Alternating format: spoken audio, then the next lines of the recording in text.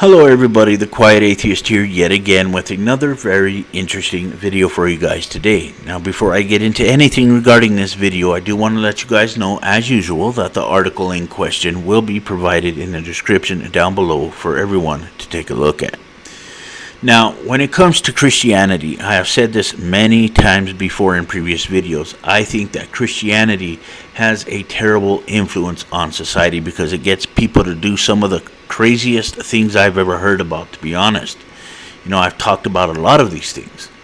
And this article that I'm about to share with you guys today is just another prime example of how Christianity and this alleged holy book has a terrible influence on people.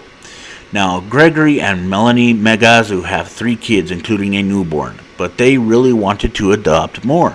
They felt that if they were able to provide a home for foster children, it's something they had to do. And I admire any people willing to open up their arms like that.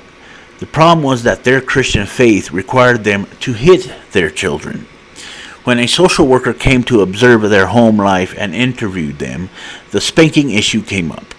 As soon as we got to the spanking question, Greg says, it was like, oh, you spank your children? Well, you need to stop doing that. And when we said we weren't going to stop doing that, they said, no kids for you, and rightfully so.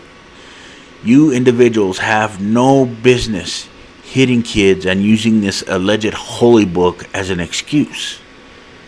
Do you see the type of negative influence this religion has on you guys? Do you guys see the negative impact that it has on your actions?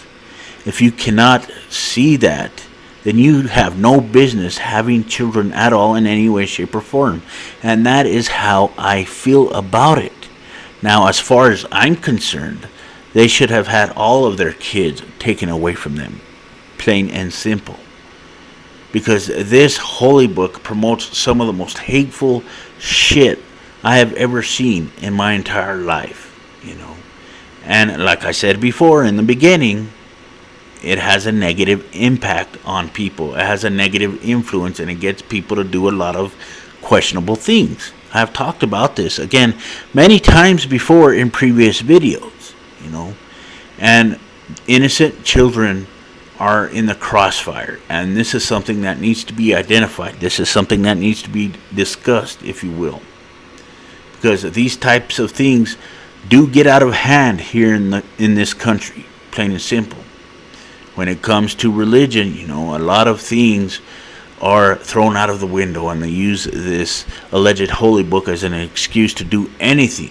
Regardless if it's good or bad. These people really don't care, especially when it comes to this fairy tale. Now, indeed, the Magazus were rejected as foster parents because they believe the Bible encourages spanking as a loving form of measured punishment. And I absolutely agree with the individuals who rejected this family. They don't deserve to have any children if they're going to use this alleged holy book as an excuse to spank children. Plain and simple. The Magazus compromised and said they wouldn't spank their foster kids, just their biological ones. But the Department of Children and Families still rejected them.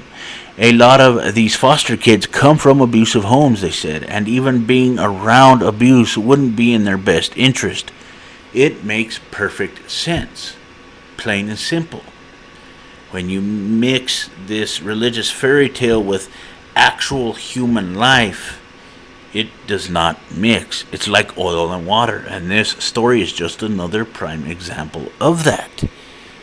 I really disliked the fact that not only do these Christians, but there's a lot of other Christians out there in this country who use a lot of excuses to promote this type of negative attitude.